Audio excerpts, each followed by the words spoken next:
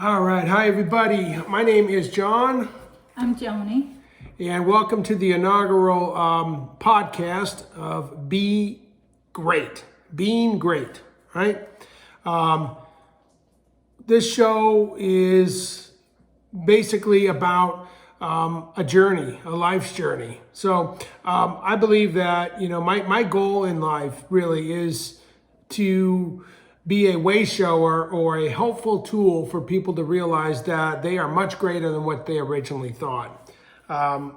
What I went through in my life, I had ever since I was a child, ever since I was a kid, I thought I was something different, right? I didn't know what it was, but I just knew that I just thought there was something different for me to do. And then there was an event that happened, and I thought I was going to be a baseball player, pitcher on the mound. I thought I was going to be, president of the United States, CEO, something. I don't know what it was, but for me personally, I just didn't ever really feel like I fit in anything that I did in school, any jobs that I've ever had. I'd go to work and I'd be like, just basically, like I'm not supposed to be here, sitting in my car. You've heard this 1,000 times. Sitting in my car, just not knowing really where I fit in. I just didn't fit in anywhere. I didn't feel, school, like I said, school, I didn't like school growing up, right? Because I just didn't ever fit in with anything or just about anybody. And I don't know if anybody you can relate to that, but I know you love school. Well, Yeah. somewhat. More than you, much more than Yeah.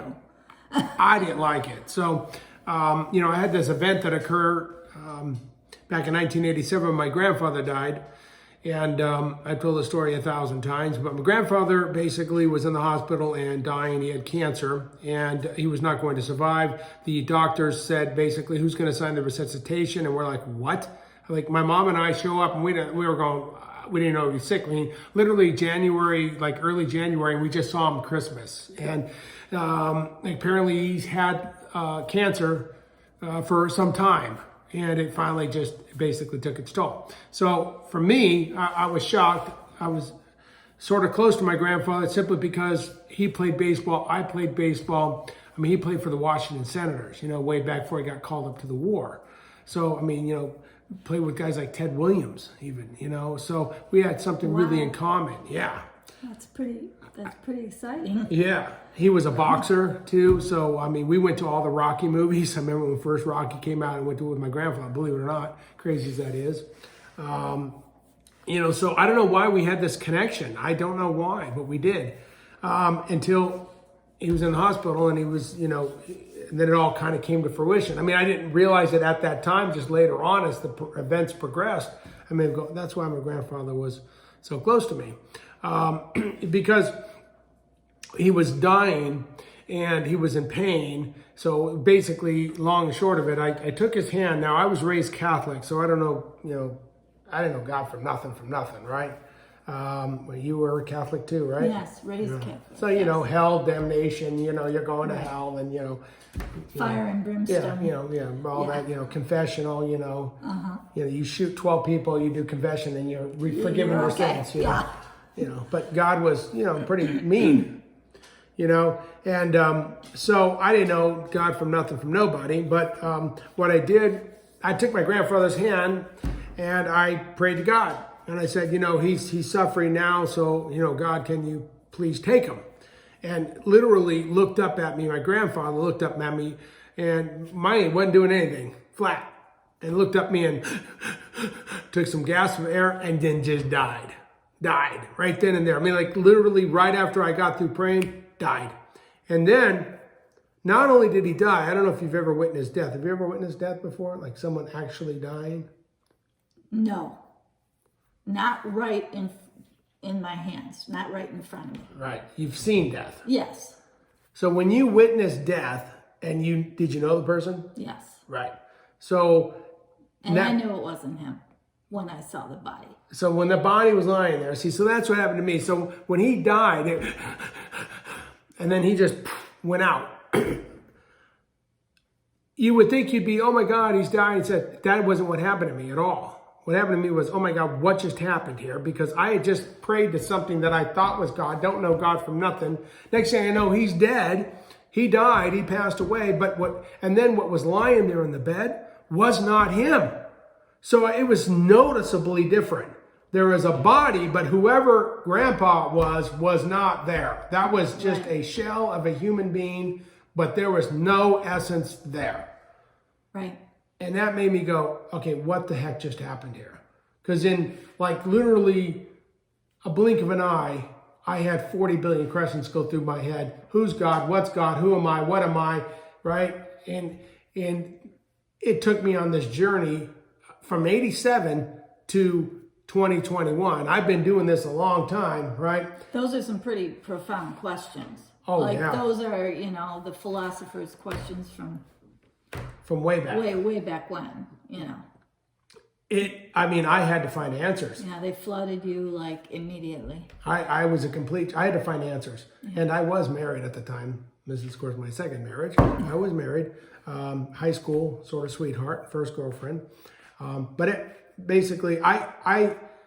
There was nothing that was more important to me than finding out those answers to those questions. I had to find those answers, and nothing was going to get in the way. And upon that, the movie Shirley MacLaine, Out on a Limb, came out, right?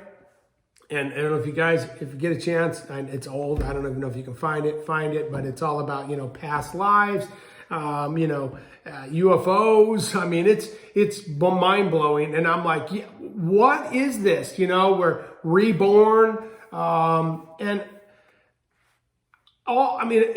was the sort of the next step in my questions. Mm-hmm. You were introduced to things you had never heard of, not even a little bit. Never heard of. So it was so mind-blowing for you to start hearing all these things, and that's why you had that quest afterwards, quest to find answers. I had to. But it's funny because, which made me write the book, which I need to get, of course, Is Life the Ultimate Puzzle? Because it's funny because you ask a question that leads to another question.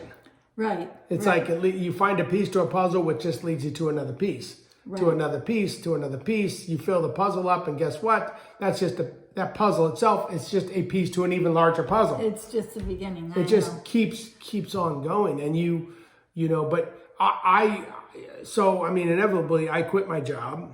I was working. That no longer was satisfying. Nothing was actually, and I needed to find out. So I did a lot of searching, and I realized that everything that I was taught was totally freaking wrong. Totally wrong. It's all just BS. You're not worthy. That's crap. God is vengeful, bull crap. God is pure love. Matter of fact, what I discovered is that love is the only energy in the entire universe. There is nothing else. If people tell you that, they're full of crap. They're just full of crap. They want to sell books and sell t-shirts, and they're just full of crap. Positivity sometimes doesn't sell. People love drama. Well, that's not us. We're drama free. That's not what God is. God is pure love. That's it. And I know some people are going to say, well, a lot of things happen, and I go, yeah, I know, I get that. But a lot of that is because we created it. And then I started realizing that I was much greater than I originally thought that I was, or was ever taught or taught to believe. And that not only myself, but everybody comes from the same source. And that we are all great in our own way. Okay? And that's, and it's taken me a long time. And to be honest with you, I've gone up and down, and you've seen it, right? Yes. It basically, so I'm driving in my car I literally quit my job. I drove across country, and I happened to be married at the time, and we were living out of the car because we're driving across country. I had money. So while driving across country, I thought, I got very upset with people first. Before I left, I should backtrack. I got very upset with my family. I got very upset with her family because I'm like, you guys are full of crap. All this bull crap you've been teaching me. Well, you felt you were sold a bill of goods. Like it wasn't, none of it was true. So they, you know, you lashed out at all of them. I did. I was pissed. Right. I was pissed. Right. I was pissed because it just seems like, you know, and it's not their fault. They weren't taught either. No, they didn't But it's know like- any better, but you didn't know that. It's like a lineage of just bull crapness that just continues to just flow and rotate through, you know, a family. It's kind of like, Perpetuates, oh, you know, it's like you're hereditary. That's a bunch of BS. Yeah. No, the lifestyle is hereditary. The thought process is hereditary. That's why you're sick today. Not because of, oh, you have hereditary things. There could be a little truth to that. I'm not a doctor. I don't know. But I think a lot of it is attitude, energy, and you do the exact same things that they taught you. Right. So it's just... How could anything be different? Right. You're just perpetuating the same behavior, the same environment, over and over and over. So, generation after generation. you know, and it just compiles on itself, right? Absolutely, yeah. So for I sure. thought, so I got pissed off. I went and talked to my mom. I mean, I yelled at her. My dad was not really in the picture. I yelled at her parents, you know. I mean, it was like, because we went to talk to them and I said, you know, this, and they got so, honestly, when I talked to her parents, it was like, oh shit, he found us out. Their eyes got so big, and her dad was such a sweet person. Mom, rough. But they both looked at me like someone found them out. Right? And none of it was about them per se. It was about me and my journey, but everyone took it personally, which I guess you would, because, you know, that's how we're taught. We're taught we're insecure and we're egos. Right. They just perceived it as they were being attacked by you, but... They didn't, none of them stepped back and looked and go, what is going on here? None of them did. Right. None of them, because they're not taught that. I mean, how I was, they just are not taught that. No one's taught that. Like someone comes up to me and says, hey, you're a freaking a-hole. I'm like, okay, what did I do? Like, I'm not, why get pissed off right away, right? The learning curve is like, okay, why? What pissed you off? Can you explain to me, right? But that's also a different generation. No, it's not a different generation. That's completely, that's what I've learned. That's not a different generation. That's just how most 98% of the people think on the planet. That's how they're raised.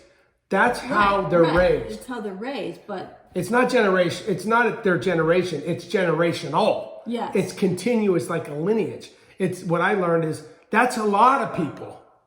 And it just keeps perpetuating. And then that generation teaches the next generation, which teaches the next generation, which teaches the next generation. So it's not their generation. It's generational. Well, I didn't say it stopped. Lineage. Yeah. No, you got to clarify, because you said it was their generation. No, that's not. No. It's they didn't change. Some people do change, you know. But so what I did was I learned that, you know. And this is just my experience. It doesn't have to be your experience. It doesn't have to be right. It doesn't have to be wrong. You know, I just happen to think that I am correct. And the reason why is because it's just through experiential. You come up with a hypothesis. You evaluate life. You are a student of life. And then they come back to, how do you prove a hypothesis, right? It's by experimentation, right? And then over time, you see the examples keep presenting themselves in front of you, and you go, okay, there must be something to this, right? And then you look for signs and synchronicities in life. Right. And the synchronicities, you go, okay, there's got to be something to this, right?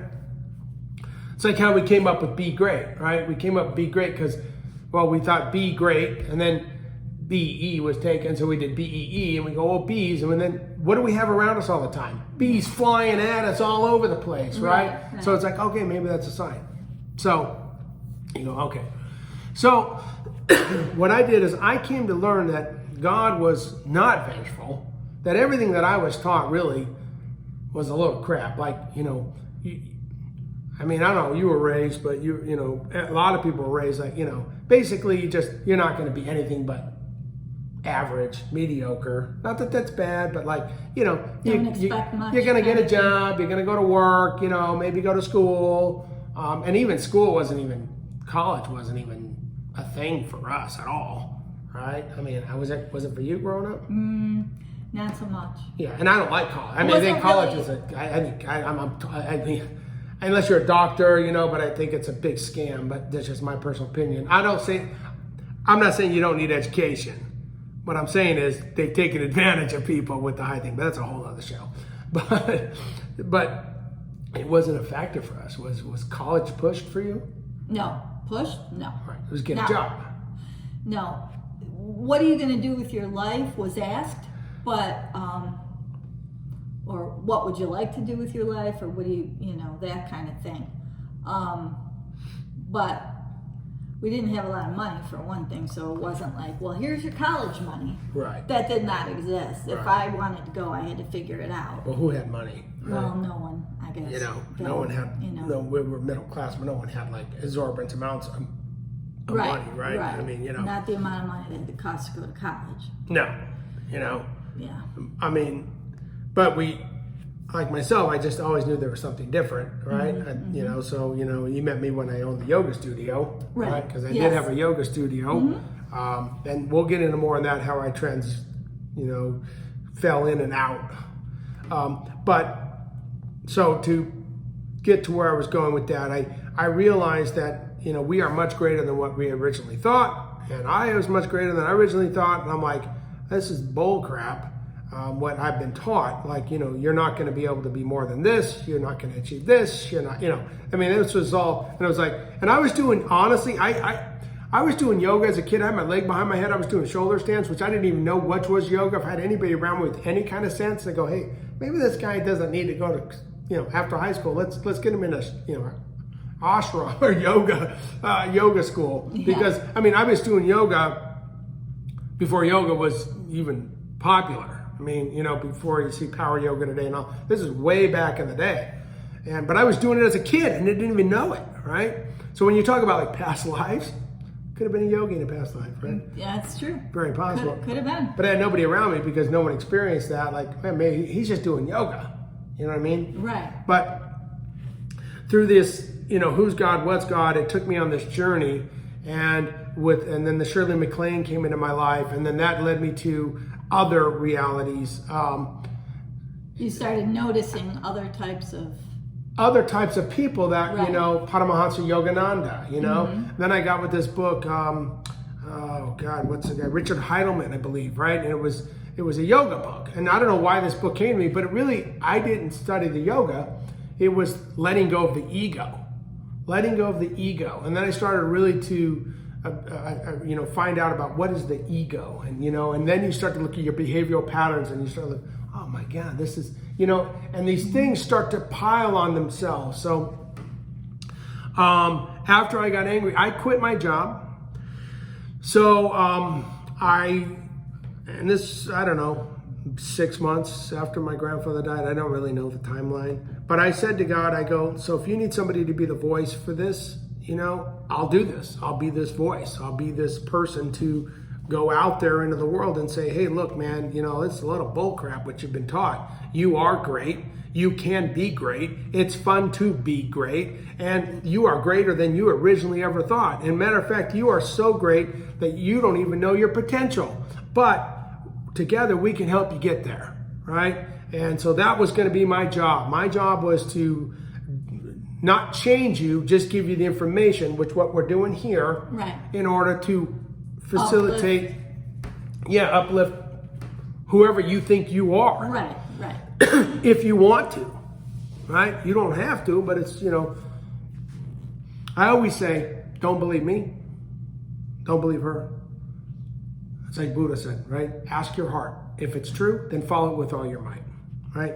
So I said, God, if you need somebody to be this voice, I'll be this voice. I'll do this for you, okay? So I did this. I mean, so I thought, okay, so no one listens to John, right?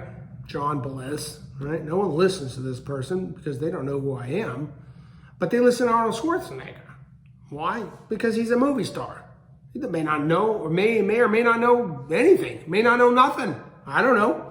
Never met the guy, right? But I thought, okay, so that's what I'll do. I'll become a movie star. I'll make movies. It was never to become an actor. It was to use the platform to become a voice. Period. That was it. I wanted to write, direct, and produce movies. Positive thoughts, positive deeds, positive action. Tell the story, Life the Ultimate Puzzle. Tell my story. And to be a way show. I actually had the idea, what I wanted to do was have a TV show with all different types of people. Right, from all different walks of life. Be cognizant of the, Yeah. in and out of the camera frame. So straight, gay, pink, blue people, all different nationalities, colors, and never mention it. Like never mention it, like in the TV show. Like it was just a part of life. Because I realized we're all the same. No matter what, we're all the same. We come from the same source, which is pure love. And you are great and you have the ability to do great things. And that's really all that I'm about. There's two things that I really like in this world, that I love, right? And you know, right? There's two things that have remained consistent through all the ups and downs and everything like that, right? Mm-hmm. What are those two things? Your spirituality, for sure. Right. And wrestling. Yep. I love wrestling. Professional wrestling. Can you believe it? Yeah. I love it. All this professional wrestling. Yeah. I love professional wrestling. It's like my comic book. I just love I love the art of it. I just love wrestling. So two things I've always loved. Wrestling, spirituality number one, and professional wrestling. That's okay. There's nothing wrong with that. What you gonna do with spirituality's worth wild on you, Jack? Show me guns. I love wrestling, right? And I love spirituality. But why do I love spirituality? Because people call it spirituality, but it's really about being great. It's about being great, right? So be great is our acumen. It's what we say. Now, of course, I didn't ever get to Hollywood. I tried to become an actor. I went to LA. I drove all the way. See, so I thought I hit the mother lode here. I thought, oh my God, I'm going to be an actor. It'll just happen, right? Just like I'll sit at a diner and a producer will walk in and go, hey, whoa, you look like, I did. I thought that. So I drove like. Just a little naive there. Didn't know. Thought I hit the mother lode here, when you have this thing, you kind of think you're God, like in a way. So you get a little full of yourself, I think. Like, oh my God, I got these answers and I just have to share the world. And then you get humbled really quick. So, I literally drove from California all the way to Hackensack, New Jersey, thinking, I'm going to get discovered somewhere along the line. I didn't. I'm running out of money. So I'm like, there's that, why have thou forsaken me? You're like, what the hell? I thought I had this thing and now I'm getting squashed here, dude. Like, what the hell, man? Thought this was all right. We're going on the right path and I ain't getting nothing. Yeah. I see a psychic who tells me I got all these evil energies around me, all these bad mojos, which really freaks you out because now you're kind of vulnerable, right? Mm-hmm. And he was just a scam artist, obviously, because that's a total lot of crap, right? But, so nothing happens. So then I go from Hackensack all the way back to LA thinking, okay, well, it's, you're not going to be on Broadway or something. You got to go to Hollywood. So you're going to be, so we're living in a car trying to get acting jobs. So I get the Hollywood Reporter, I believe is what it's called back in the day. And it had like extra gigs in there, right? For extra work? Extra work. Right. Yeah. So, I was doing extra work, trying to make some money. And it's funny because my wife at the time was in the car, believe it or not, while I'm on set. And sets are, they're 10, 12-hour days. If you think Hollywood is glamorous, yeah, it's not. It's long, drudgerous days on a set. TV and movies, forget it. They take forever. So I used to get big piles of food because they go, damn, boy, you eating a lot. It's like, because I'm bringing her food, too, because they'd feed you on the set. So I'd pile it all up, go back to the car. So I'd give her food, and then, you know, as well. But, you know, we're staying at a KOA campground in Sylmar, California. And I get real sick. I haven't made anything. I get real sick. Because, I mean, I'm working 24 hours a day. I was on 2 movie sets, working a day and working a night, no sleep. And then I hadn't talked to my mom in a good long while. Remember, I had that house, right? So we had no money at all. Friggin' walking on KOA campground at 2 in the morning, the phone rings, the payphone. Yeah, there were payphones back in that day. We have no money. And the phone's ringing. We go up to the phone, and money falls out of it. Miracle. I know. You're like, how did that happen? Money falls out of it to give us some gas money. And then we go to a gas station, and we still need more. So she actually went up and asked somebody, and they gave her money for gas to get me back up to Northern California, where my family's from. My mom thought I was going to die. I mean, I looked bad, you know, and that's when I got with the chiropractor. I was not good shape, but there happened to be a health fair on College Avenue in Palo Alto. No kidding. And you know me, I get the anxiety and get all that kind of stuff going. So, you know, and I'm bad. I'm not in good shape. I weigh like nothing because we haven't been eating. And chiropractor, I meet the holistic chiropractor, actually, who acupuncturist as well, right? And gets me back up and running. It took some time, you know. I don't know if you ever had acupuncture done? Yes. Crazy, the energy. You can feel that shit flow. I actually have a couple of times. You can feel that shit flow. It's crazy. Yeah. But I think it's great. I think it's all good. Yeah. He got me back up and running. It took some time. And he did it for nothing. The guy was like, don't worry about paying me. I mean, I had no money. So this guy was very kind. Like, don't worry about paying me. You're not good shape. We'll get you back up and running. And I still believe. I still have faith. So even though God wound up forsaking me, I'm still pursuing this because this is bigger than me. This is huge, is what I'm thinking, you know? And so got rid of the car. They repossessed the car because, of course, you know, they found out finally where we were at. They repossessed the car. Saved up some money staying at my mom's to buy a van. It was a Dodge van we bought for like $1,600. A van this time, not a car. Had an airbed. You had a portable potty. Yeah. Bought one of those kids' pools that I can hang on the wall and a solar shower. So here we are. We're going to go back down to KOA campground because we knew some people there. They were letting us stay for free. And here we are going to give it another shot. You know, we're going to give it another shot down there. And of course, once again, nothing. I'm doing extra work. And I meet Brian Dennehy, actually. Brian Dennehy on a set. I forget the movie. And I said, what do you think about, you know, this extra stuff? And he goes, extra's fine, but one day you're going to have to choose to be an actor. In other words, you're not going to make it as an extra probably.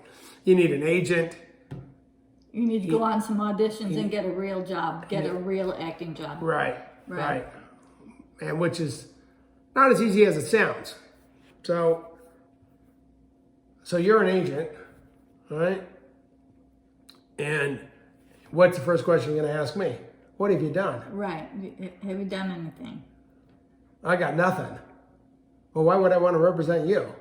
Right? Right. So to find an agent, it's sort of a catch-22, right? Right. What comes first, the chicken or the egg? You don't have the job, you can't get the agent, so right. You know, how are you going to get the job without the agent? Right. Yeah, that's tough. So, needless to say, yeah, right? That only lasts so long. Right. So you have to give it up. And, well, that's what basically happened. I mean, I'm like busting my tail. Nothing's happening. I'm like, this is what the hell, man? That's why you hear of actors waiting tables and things because they have the same issues. I didn't think it was an option for me. I thought I was going to make it, hit it big, and I'd be off to the races with this great, wonderful, message of love. I love that attitude. Yeah. You are the eternal optimist. I like that. Yeah. Well, I don't know how well it served you, but it was good. they kicked my butt. Yeah. Eventually, of course, blew that first marriage, which you can't blame her. She's like, "You're an asshole. I'm out of here," because that's all I was focused on. So. Yeah, of course. But eventually I had to go back because I wasn't doing anything. It wasn't working out. I thought, well, what the hell's going on here? I thought, but I still believed. Believe it or not, I still believed. And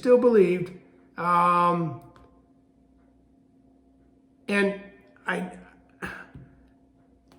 knew a little bit about real estate, right? So I knew a little bit about real estate and how to buy it with lease options, lease to own.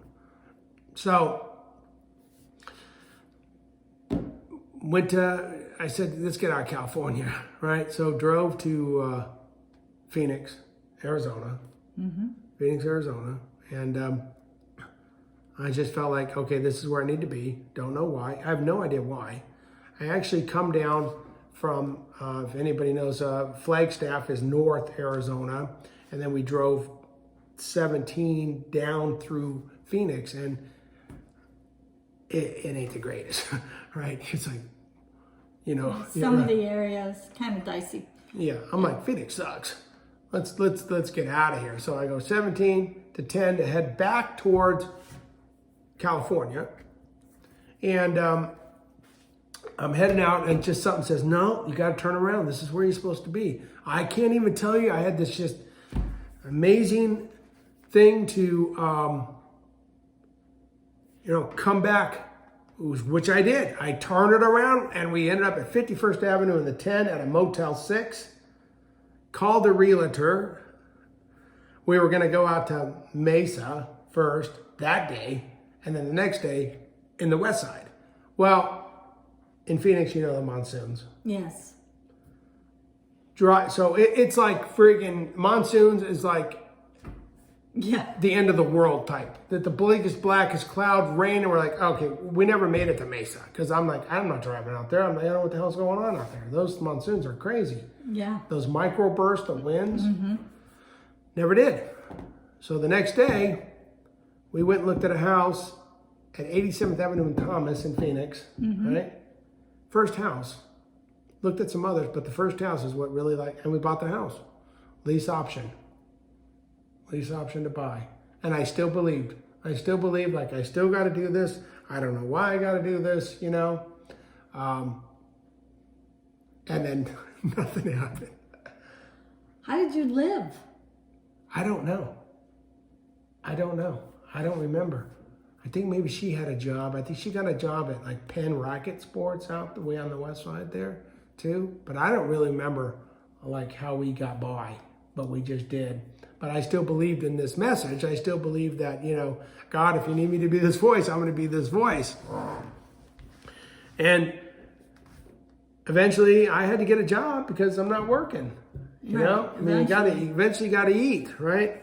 So, that's the ups and the downs, right? And I think what happened, well, you met me when I was working, and then, my father passed away at 59, left us a little bit of money to where I was working at FedEx at the time, right? And I thought, okay, I still believe in this.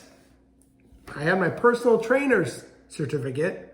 So I started my own business, right? Training people, which then led to the yoga studio. Right. That I didn't meet you till you already had the yoga studio. I already had the yoga studio. And you were divorced at that time. I was divorced at that time. And this is from 87 to 04. And I was still in it, right? I met you in 03. 03, 04, and I was still believing. And then, and this is still all based on that? No, 02, I think, is when I met you. Oh. So it's still based on that, if you need somebody to be this voice, I'll be this voice, right? so that you can see the span here. We'll get more into it as, more specifics, but and then, the yoga studio it's becoming more like a church, right? Yes. That's because they're just coming there to see John, and there's a lot of things that I do, but what I do know is people. I know people probably better than they know themselves. I'm very intuitive, and I know people better than they know themselves. And I started becoming more of a life coach, life counselor. Well, the classes you held every day, people were coming to, and then they'd seek you out for advice, and they felt comfortable. They felt that they could open up to you. So then they started coming to you for advice outside the yoga classes, which, Psychic readings. Yeah, you started giving readings Yeah. at that point. Well, I think maybe you had done it before that, but you had quite a number of readings. Yeah, because I'm very intuitive.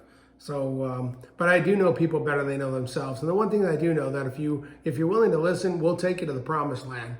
But we're going to challenge your faith. We're going to challenge your belief structure. We're going to challenge a lot of things that you think you know.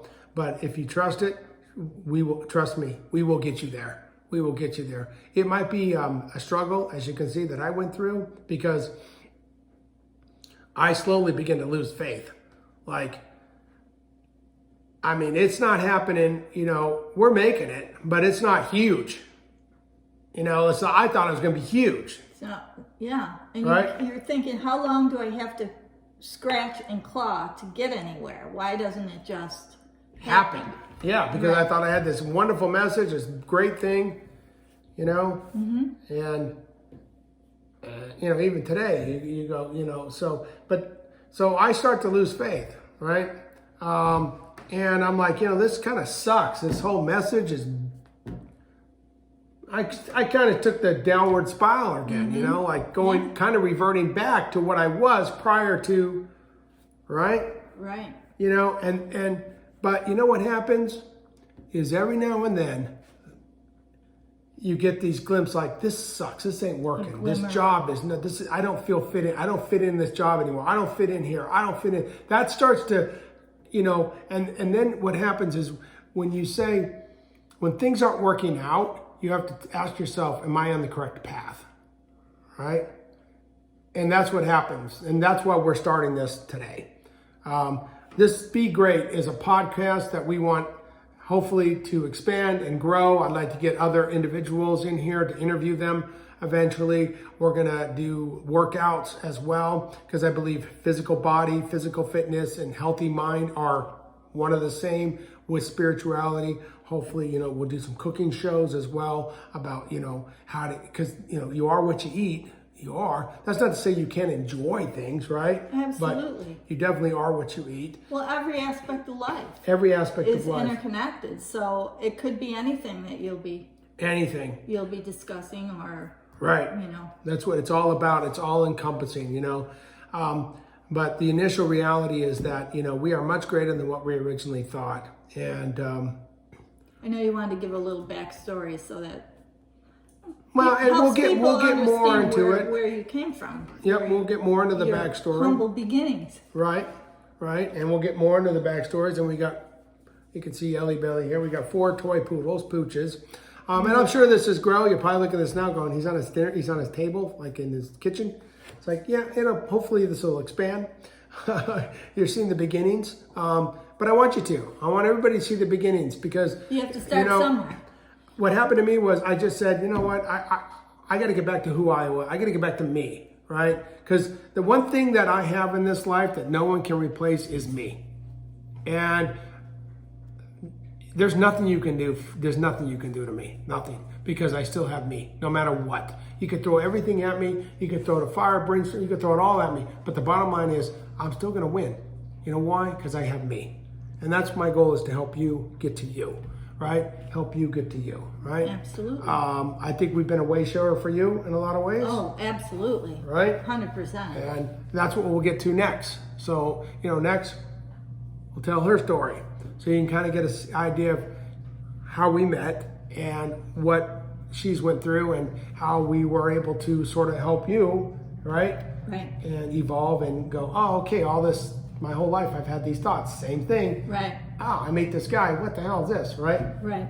So we'll get into that. But guys, hey, thank you so much for listening. You know, please hit the like, the subscribe button, share this, right? Don't listen to anybody, right? But your heart, if it tells you it's true, follow it with all your might, okay? Anything? No, I think that's a great way to end it.